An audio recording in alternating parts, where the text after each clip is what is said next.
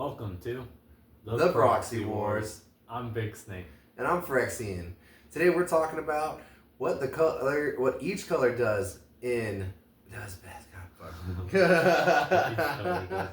I could do that part if you want. No, I got it. I got it. I'm Phyrexian. I could say today we're talking about I got it. what each color does. I got it. Next. Let's start again. Okay.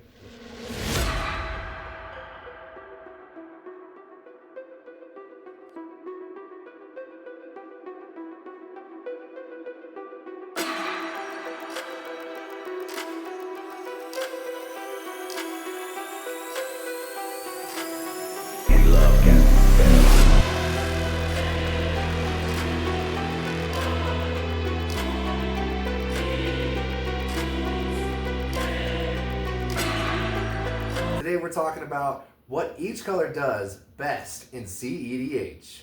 Let's get it started. Let's start with the white spells, like Grand Abolisher, Voice of Victory. Or other spells like Silence and Deafening Silence, where you can lock out your opponents from casting spells during your turn or potentially even other players' turns to go for the win. Even Ranger Captain of EOS, and maybe go get like a Mockingbird or Esper Sentinel kind of thing. Yep, being able to grab things. Silence on a stick. Yeah, Silence on a stick is really good. So Captain Ranger of EOS is a really good one. Plus, like you said, he has a search effect. Yeah, GA and Voice Victory protect your wins. And then if something does hit the field, you could always like exile with Swords of Plowshares, Path to Exile, even. Yep. You can do other things like Disenchant or Erase, yeah. I think there's another one, but I can't remember it right now. Erase is pretty good though too for hitting like Food Chain or other certain like wristics or other. Yep. Removing enchantments. Yep. And not only that, white's actually one of the few that has specifically exile removal. On top of that, white's pretty good at stacks. Draenith Magistrate turn one always feels bad when it's played against you, and always feels good when you play against everyone else. Yep. Even things like with Linvala, the activated abilities of creatures your opponents control can't be activated. Pretty good. Rest in Peace is another one that's a good stacks piece. Good for some graveyard hate. Yep, locking out graveyards and libraries. And one of the other things to mention too is white is pretty good at making like creature tokens like Ocelot Pride, or I know it's not completely white, but Edgar Markov, you can make a vampire, make more vampire tokens. When you do, you get more Ocelot Pride. True. It becomes pretty good later. Right, and he's got white in his color, so it definitely does become handy. Yeah, that's all I can really think of for these colors so far. Yeah, white is pretty much that. Really. Maybe Smothering Tide would get an honorable mention. Get those treasures every time someone draws. Esper Sentinel's another good honorable mention. Gets you some actual card draw. And then we're gonna move into blue. Yeah, we're gonna move on to some of the blue spells that we think are the best effects for blue, anyways. Like Rhystic Study, get some draws. Mystic Remora, definitely get yourself some draws. Yep, any draw effect in CDH is just a bonus. It's super powerful, super strong. Otherwise, blue runs every counter spell. Oh yeah, Mind Break Trap, Force of Will, Mental Misstep, Fierce Guardianship, Daze, Spell Pierce, Counter Spell itself, yeah. There's so many. Mana Drain. We could go on for days naming counter spells. On top of that, the blue also has those coffee cards, which is flooding the meta right now. Coffee Enchantment. Or Phyrexian Metamorph. Clever Impersonator, Flesh Duplicate. Let me just copy your Rhystic Studies. Let me copy your other creatures. Let me copy your artifacts even. Yep. They also run bounce spells like Cyclonic Rift. There's a couple other bounce spells that'll let you do some pretty Retraction Helix on a Valley Flood Collar. Yep. Then you get a really big Valley Flood Collar, and it starts to become ridiculous if you're playing stuff. Exactly. If not, blue also has that option to steal things. The Volatile Storm Drakes and Gilded Drakes of the world can kind of ruin your game plan if it just gets stolen from you real quick. Yeah, but steal your commander, take your key pieces for your wins. Yeah, blue's got some pretty good cards out there and is probably the most prevalent in the meta. On top of that, there's always the god card of Thassa's Oracle too. Blue, win the game. Yep. So moving on to black, one of my favorite cards of all time has always been Demonic Tutor. Yep. Surge. Super prevalent in black. One in a black, go get the cards you need from your deck, put it in your hand, shuffle. Other cards like Imperial Seal or Vamp Tutor have always one of my favorite combo cards too. Wishclaw Talisman, Grim Tutor, so many. Black has all the tutors, and because of that, it makes black just an insanely strong aspect of color. Being able to search for anything to put it in directly into your hand. Especially Diabolic Tutor, if you can get a Rograk for 0 as your commander even, and just attack him, go get the card you actually need to win. Yep. Is pretty intense. The other powerful spells in black would be reanimate spells like Reanimate or Hoarding Broodlord. Yeah. Those are very powerful reanimation spells. Oh yeah, even Animate Dead, get the one thing you need out of your graveyard, and hopefully no one has an erase, like we kind of mentioned before. Yep. Yeah, being able to play from your graveyard, because if you can throw something big in there like Hoarding Broodlord and then reanimate him, or put him back in, just get freaking Animate Dead and put it on him too. Still, like, it's recursion or reanimate effects are very strong. And that's just scratching the surface with the Broodlord. And you could be reanimating a Tallies, you could be reanimating a Craterhoof Behemoth, you could be reanimating some pretty powerful stuff. Exactly. On top of that, black has always had that kind of destroy removal, like Infernal Grasp, or even old school like Doomblade kind of shit, instant speed. I want that on the feed field. the swarm. I'm gonna destroy it. Lots of stuff. They have a lot of destroy effects. They do have a couple exile, but mostly theirs is destroy. Yeah, probably like Leyline of the Void type exile and opening hand. That's not bad if you're facing people who are actively trying to use the graveyard. Yep. Kind of things. Kind of missing on the counter spells, but what it does make up for that is the ramp that it has. Black has some very powerful ramp spells. Dark Ritual, Culling the Weak, Cabal Ritual. Yep, and those let you ramp off really hard. With Cabal Ritual, you only get 3 unless you have Threshold, which is 7 or more cards in your graveyard. But once you do, then it nets you 5 black mana for 2, which is pretty awesome. Pretty good. Not bad at all. Blood Pet type effects even can be useful later on if you can set those kind of combos out from you netting mana somehow from it. Yep. Greedy Freebooter, stuff like that. If you ever or even Blood Artist ping effects at that point, you're able to use the one black to keep casting them through your, or get a Dark Ritual back, or kind of thing. Exactly. But that's all right that black has all that, but I think red takes the cake when it comes to all the rituals. Pyretic Ritual, Geosurge, Rite of Flame, Seething Song, Infernal Plunge, Desperate Ritual, yeah, the list goes on. Just cause Will, yeah, red has got ramp like nobody else's business. On top of that, the Mass Hysteria, give all your stuff haste, turns your Birds of Paradise, and Delighted Halflings, and Llanowar Elves, and other just mana tappers and little boys suddenly become, I can use that mana right now. Yep, tons of it. And then they have ways to copy spells. Just being able to copy other people's spells is absurd. Someone casts Ad Naus, you can copy it. Their Ad Naus, copy their creatures. You go to do a game-winning play, and they go to Fierce, and you copy their Fierce.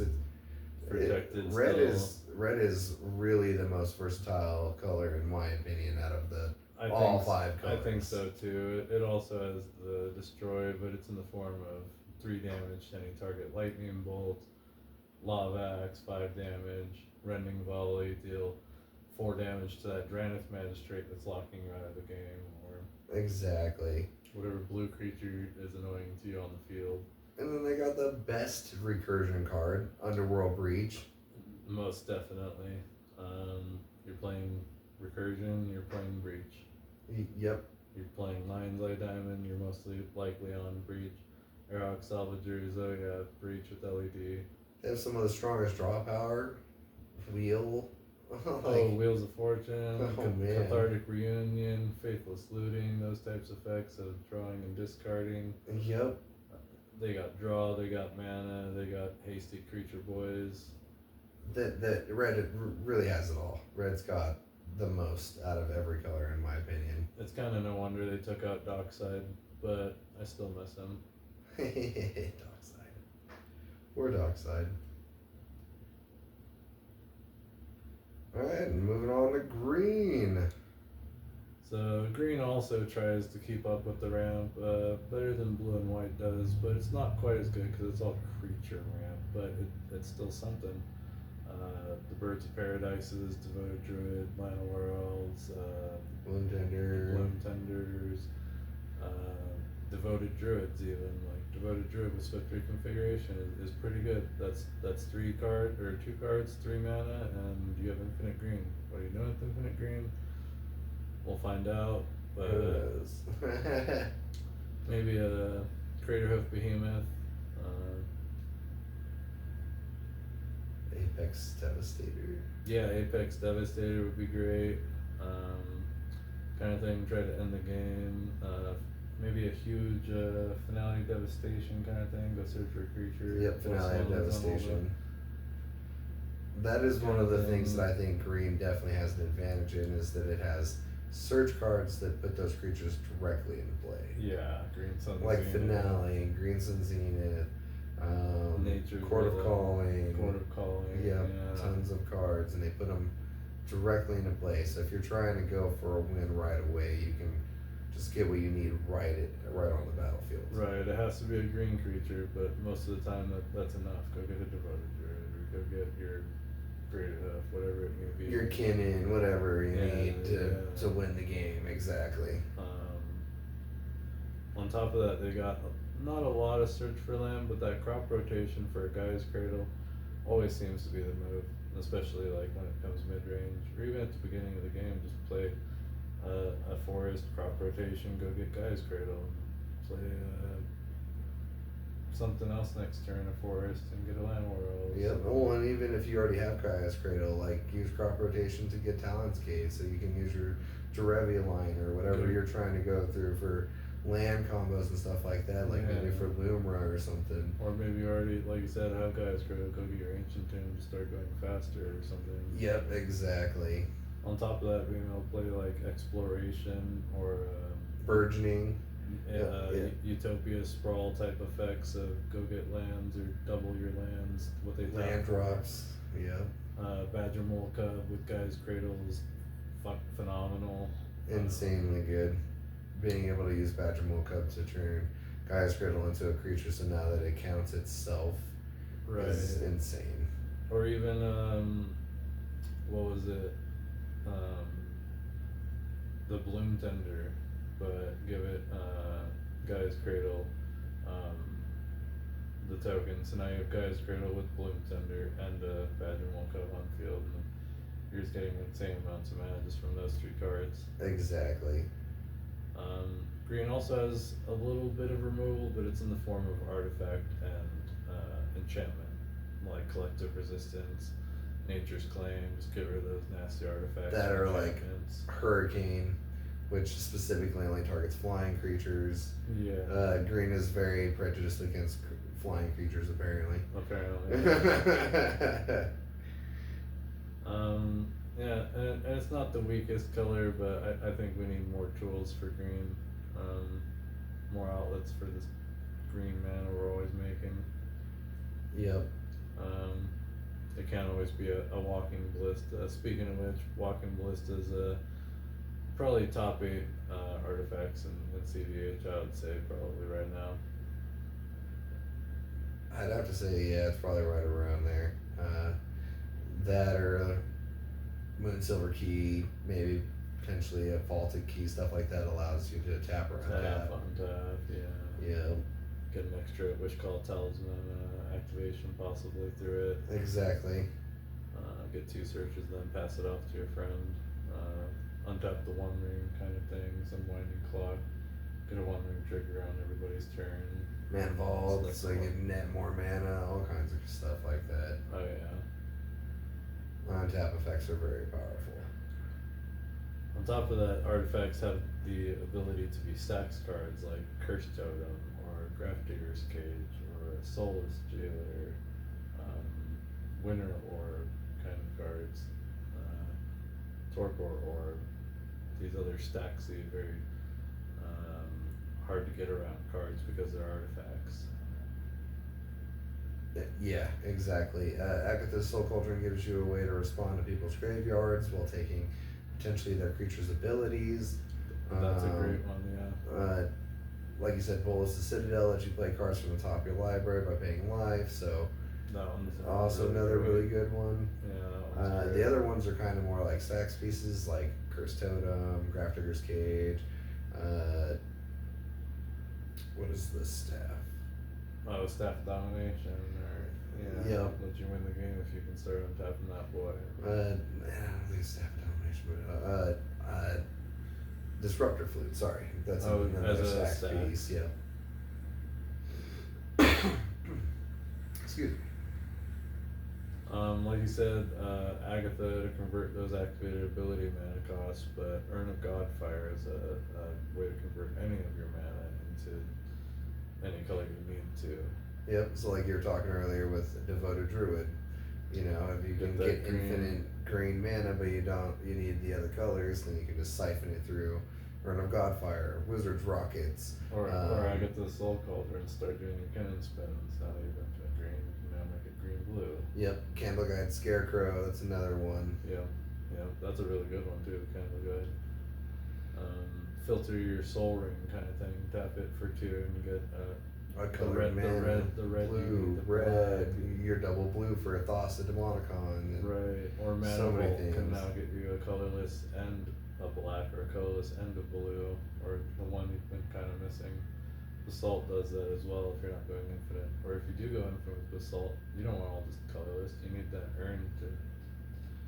Yeah, because colorless mana usually won't get you anywhere unless you already have like Thrasios Thrasios in play, or some other way that you can dump that colorless mana into something. Walking Ballista, or Walking Ballista. Those are usually the main wins. and then to help things along, the Mox Ambers, Chrome Moxes, Mox Diamonds, even the Opal sometimes, Soul Ring, Arcane Signet, Talisman can all just help you make that push earlier than you should have been able to push for. Yeah, without colorless, I feel like the other colors would just not, like you wouldn't be able to combine the colors well enough to have them marinate or work well enough, because you wouldn't be able to find ways to get those excess colors without colorless. Yes, you'll always be missing that red you need for the whatever deck you're playing. Yeah. You have green, blue, but Now you're missing that one color. yeah, now you're missing red. Where- here's this Mox Amber, or here's this Talisman of Impulse kind of thing. Yep, Chrome Mox, like you said, being able to net more than one mana turn one is just. Especially if you were to do like a gemstone mine, or gemstone cavern, and pitch something and have a chrome box. Now you have 2 colors and play a land. You're sitting pretty good turn 1. You have 3 different colored mana up. Exactly. That's so many different combos. You could easily just Or in a toss them 2 on a con, or you could 2 color deck. Devoted that's Druid, blue Swift and- Reconfiguration. Like, and a black. I already have infinite mana. Like, it's crazy. And then LED is probably, in my opinion, the best one out of all of these. It sucks throwing away your hand, but if it can help you get to that win real quick, or help you get to the Underworld Breach line that you need in Rocksai. Super good in Rocksai, super good in most decks that run Underworld Breach. Really good in like Atali decks. It's all. It's been nice. Aang, it's been really crazy playtesting Aang and having LED and being able to just turn one Aang and go for the win. Exactly. And Mishra's Workshop. Yeah, Mishra's Workshop lets you get all these 15, 20 some odd artifacts that we've been mentioning for either free or for less. I mean, tap Run Mishra's. down almost turn one or most of the time, because if it's 3 or less, then you can get it out with Mishra. And you can also get like a Soul Ring Talisman, Soul Ring Arcane Signet, Manifold, and a Soul Ring. Right, Manifold Soul Ring. Now there's a god hand. With the Urn of Godfire or something. Right. Right. Give Assault with friggin' Rings of Bright Earth. Victory is mine. Or Lithosphere Engine. Or whatever. Exactly. Pretty good, yeah. Yeah, but no, Mishra is probably one of the best lands that they've ever made for that type of effect. And every deck, like you said, gets kind of pulled together by all these artifacts, and it's the glue. So if you can just cast the glue for less or for Faster, wow, exactly. faster, wow. Yeah, turn 1, first Melter, turn 1, Basalt, turn 1, Grim, turn 1, you know, because you can get Grim Mana Vault, you can get Soul Ring Mana Vault, you can Soul get Ring Grim, Soul Ring Arcane Signet, the 3, bam, you're like, now you're sitting with a color and 2, like, bam, bam, so good. banned. Right, just like that, band. Wouldn't even be surprised. Thanks for chilling with us today. Tell us what you think the best effect of each color is in the comments below. And join us again on the next episode of The Proxy Wars. We love casting spells.